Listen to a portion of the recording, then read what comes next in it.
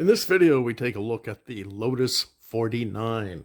It was introduced a little later in the season in 1967 and was successful all the way through to 1970. So it's one of the longest running cars for success. Very unique at the time in that it was all aluminum construction, no tubular space frame, and it had the engine mounted directly to the back bulkhead with suspension components and such all hanging off that motor and transmission hanging out the back. So starting with slot cars, 1/32. Scale Electric has done a fantastic job introducing the 947, in this case the Jim Clark Classic green with yellow stripe. Very successful, but it was new at the time, and although it did well with Jim Clark, they had teething problems and didn't really finish as many races as it would need to win the championship. So from there, oh, it was also another livery. This was the 49.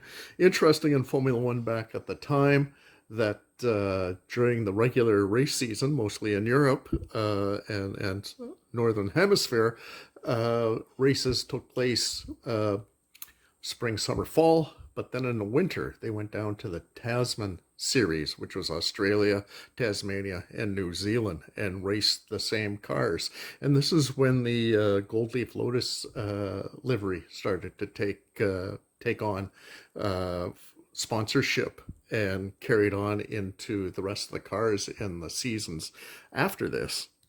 It was a very successful car in that there was a lot of customers looking for it. And here's Joe Siffert in the Rob Walker private entry, introducing a big high wing and front stabilizer wings as well. So, and look, yeah, nice big oil cooler hanging out the back that we can see here.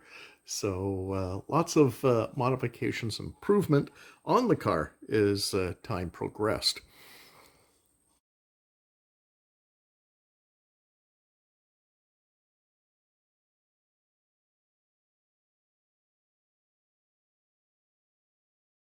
So now, bigger scale, die cast, 1/18 scale.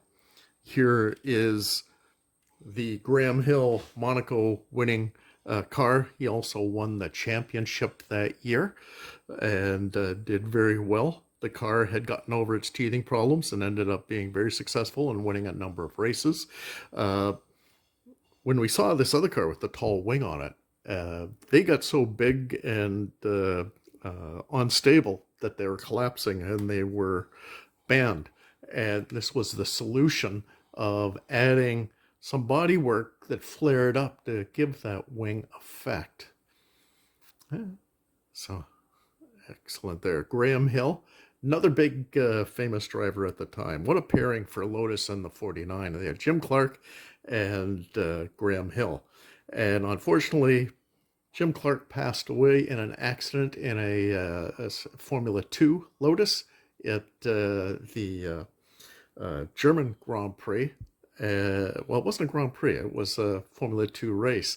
And the car went into the trees because there was no barriers. Crazy lack of safety measures. And even looking at that, look at the roll bar on the back of this car. The helmet, the driver sits higher than the roll bar, so I don't know how effective this would be for any kind of safety. Now, I want to introduce 1/12 scale. This is probably one of the first model kits ever built. 1/12 scale Tamiya. And I'll pick it up, kind of fragile plastic, built this many, many years ago.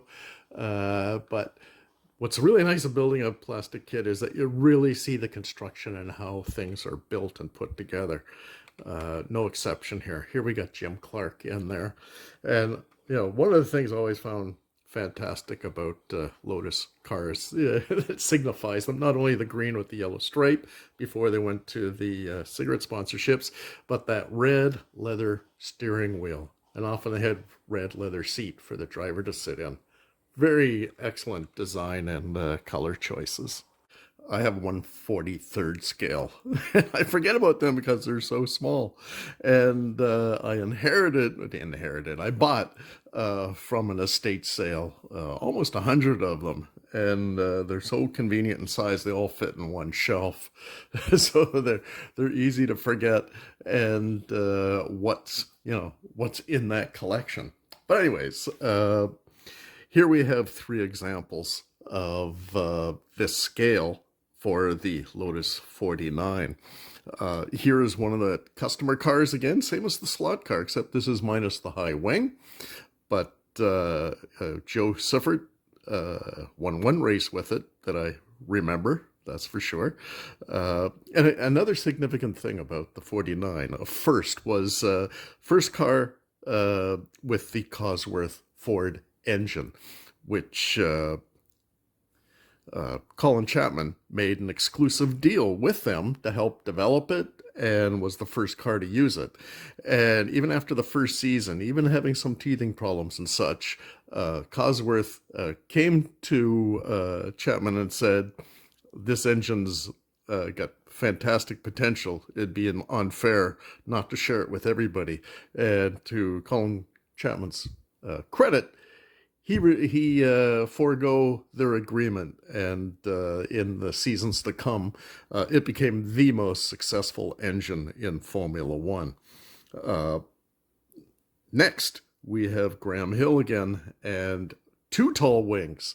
This is when things got out of hand with aerodynamics, and they're using these massive wings for downforce, and ultimately were banned because they got so huge, tall, and such that they were collapsing and causing some huge accidents, so they got banned outright. And that's when we came to, again, Graham Hill and his Monaco winning car with that aerodynamic solution without the tall wing. So one other development that I can point out is if you look at the front end, we do have those stabilizer wings, but how smooth that front end is. Same as on this one. But if we look here, we've got two huge vents on the nose. And that was because these cars had a radiator in the front, and these were put in later to let the hot air escape. And not only letting the hot air out, it helped reduce lift on the front end by letting airflow go up and over, and that helped keep the front end down on the ground. So one other thing I have here before we leave to our road test of the slot cars is I do have a kit here. That came with that bunch of 1/43rd scale. I did get a number of kits that have to be built. And here we go. We've got a kit, and I've never done these kits before, so I've yet to tackle this. This one is resin with some white metal parts. Again, I've never handled metal parts before, so it'll be interesting to be able to try and sort out how to paint and prep those. Very cool is the decal sheet is extensive, and I can do the traditional green with yellow stripe, or I can do the gold leaf, and they give you all the number combinations, so you can do any driver you please. It's just, yeah, really well done. Really impressed with this. And then the kit itself, resin, the main body parts. I think this was started by somebody, and all fitting together, and the front end looked like they were going for the green one. Not a bad paint job. I don't know, the green seems to be maybe a bit dark. I'll have to really check and see about what paints are available to match all that up. And then superb tires, really nicely done, and nice machined wheels. And then the tires are really nice. But then we have all these sprues here with all this metal exhaust and piping and suspension, and here we go, all the brakes and components to hold the wheels on. Yeah, there's just so much here. And engine detail and such. There's your steering wheel, rear view mirrors, and wow, they give you a lot of rear view mirrors. They must be I don't know, extras or maybe slightly different shapes depending on what car you're going with. But anyways, so much to look into, and the nice big rear tires. And the other challenge is the little windscreen. It's just a vacuum formed piece here. So trimming these, oh boy, I'm always super nervous of even attempting that. So anyways, give it a go one day. So with that, there is diecast wrapped up. Okay, so next we will do some test runs on the track of the slot cars. A great job on this car, and they're both the only manufacturer that I think had done the 49. I'm thinking maybe MRRC might have back when, but I don't have an example of it. I'm just speculating. But anyways, we've got a great car here with super detail. Really got to give Scalextric much credit on the beautiful details on this car. And it's a good runner too. Yeah, bring the voltage down a bit because it has that streamline motor, quite overpowered for the car, but it does have wider rear tires, and definitely on these replaced with urethanes, good sticky urethanes to help keep it on the track. Because the biggest thing to look out for on this car, let's see if I can pick this up and show, look at those exhaust pipes in the back, just waiting to be broken off. And I think I have, at least on one of these ones that I have, that ended up spinning and backing into a barrier and taking one of the exhausts off, but it glued back on quite easily and has stayed on. So it's just being extra careful when we run these. So anyways, let's give it a go.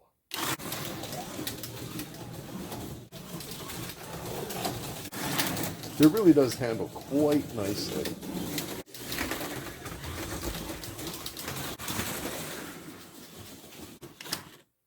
This classic Jim Clark version from 1967 came in a beautiful Scalextric two-car box set, along with his beautiful Dan Gurney Westlake V12 Eagle.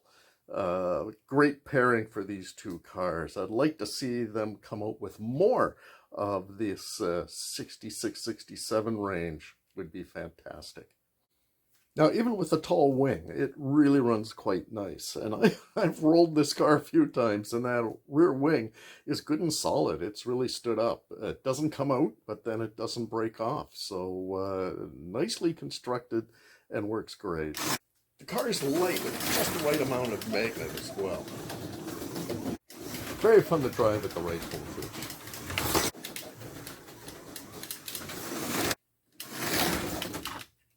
There it goes.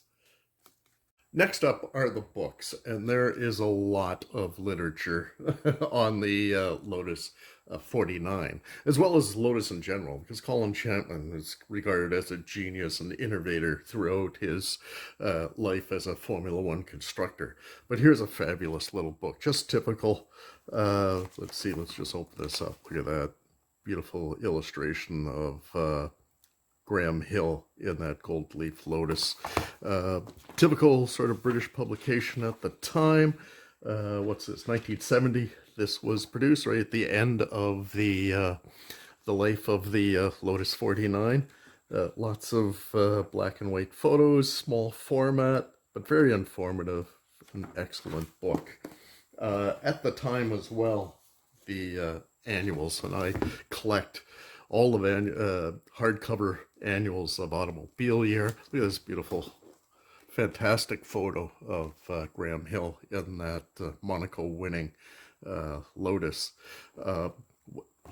Automobile year, they're fantastic with their photography. Just excellent photos. And they do have lap charts and all the information, just maybe not quite as well detailed as Autocourse, which we'll take a look later. Here's their little article or page here on Jim Clark and his passing from his accident. But then we have tons of beautiful pictures and articles on the races from that year. Excellent. Then we have the Autocourse. Don't have the dust jacket on that, unfortunately, but it is the 1968 Grand Prix year. We take a look here. Here's that forward by the world champion of that year, Graham Hill. And controversial with this particular edition is that what Auto Course is really famous for is the driver's ratings. Oh, and here's their dedication to Jim Clark. But then when we go to take a look at those driver ratings, oh, here we go. Here's all about that Lotus Ford. That beautiful color photos here from the time. Yeah, the driver's ratings. I'm getting to it. There we go.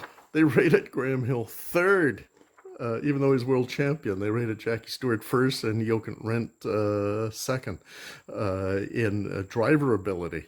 So regardless of the results and the championship, very controversial because usually the champion is rated one amongst his peers. Not so much on this edition in that year. From, here we go, we got articles all the way through. We have, yeah, this was, yeah, the significance. This was the one race that Jim Clark actually raced in the 1968 season, and he won it in South Africa after that Formula 2 race where he lost his life. And then it was Graham Hill in the team. And he pulled it together and won the championship as well as many races throughout that year. Also, another great racer, American Mario Andretti. He drove the Lotus 49 in replace of Jim Clark in a couple of races. Most noticeably was the United States Grand Prix at Watkins Glen.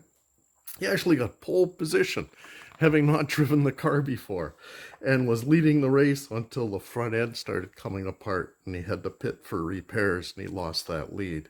But just the dramatics of the races back then, just fantastic. Again, here is that edition of that Formula One car by car. What a great series. And here's the 60s edition. And if you go through, you can check out each year.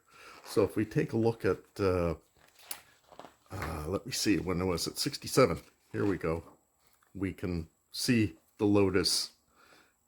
Oh, there we go. There's Jim Clark in that Lotus. Before the Cosworth was available, they were using the BRM engine. Not to much success. It really was the significance of Cosworth coming on board that made that car brilliant.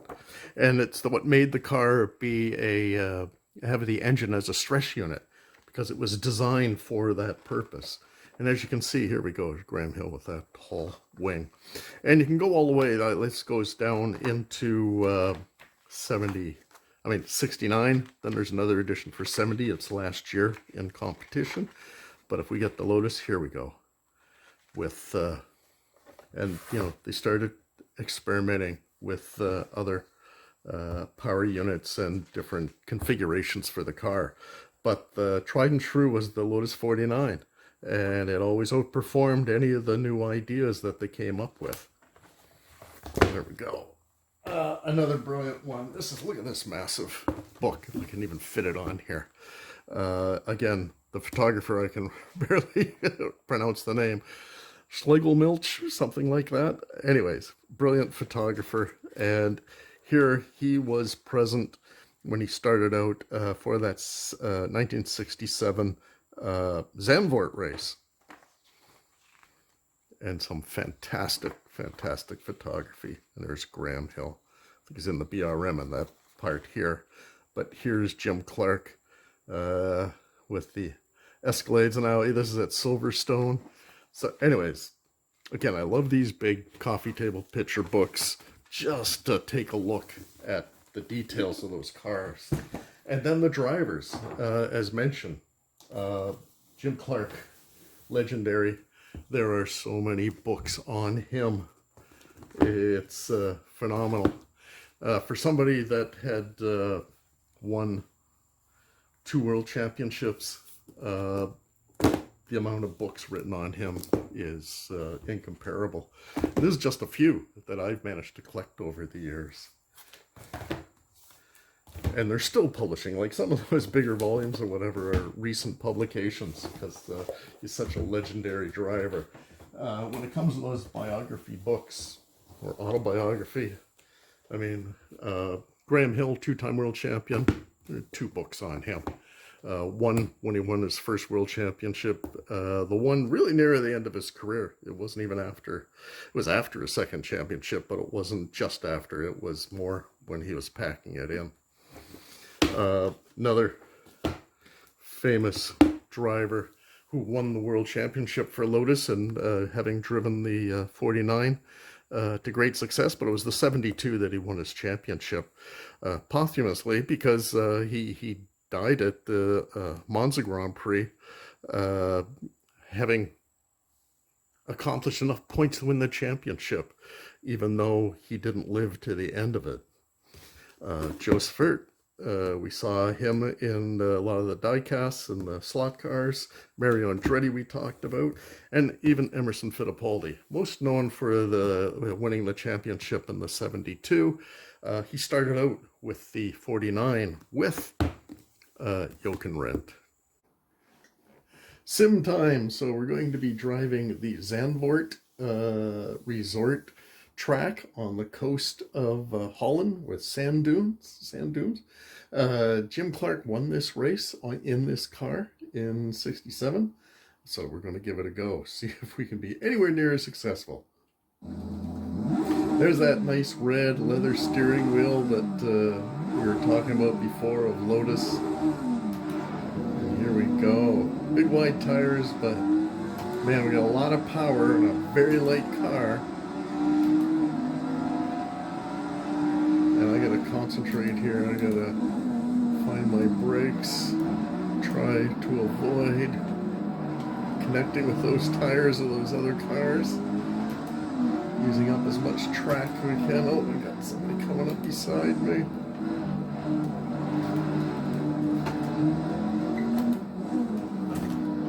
Now this is the exact same track that current Formula One is running on, except with just a few modifications. But all the same corners are there. Everything I'm going through is the same. And Max Verstappen is from here, so this is his home race. And obviously does very well there, as he has the whole season.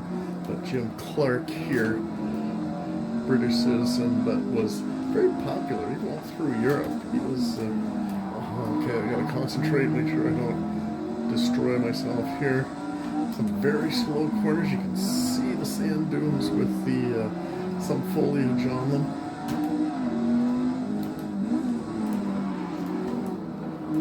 Oh, making some headway here. Lots of wheel spin and brakes again. Terrible braking in these cars, unlike current cars. Oh, very sharp corner, very slow corner, very tricky ones. And we're coming up to this crazy corner up here. Not so bad now, but the modern one is banked quite severely. But it's a long, long corner that goes around and around here. Oh boy, I'm right up.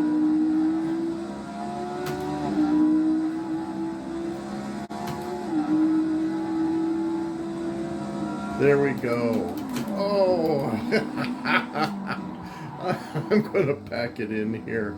But the Lotus 49, we've had the full experience. So we'll look forward to our next featured car.